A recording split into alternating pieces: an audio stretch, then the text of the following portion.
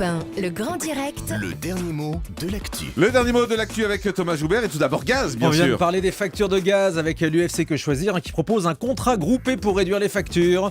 Se regrouper pour être chauffé, on appelle ça aussi un club échangiste.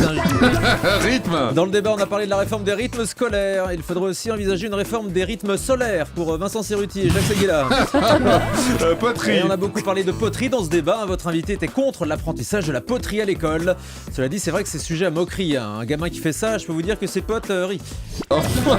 Vendredi, c'est vendredi. Éponge. Votre invité Géraldine Poirot-Gauvin a dit que les enfants étaient des éponges, ce qui explique qu'ils soient lessivés à la fin de la journée. Argent. Beaucoup d'appels pour nous dire que cette réforme coûtait beaucoup d'argent. Pour la financer, au lieu de faire de la poterie, justement, les enfants devraient fabriquer, je sais pas, des baskets, des iPhones, ça marche très bien en Chine.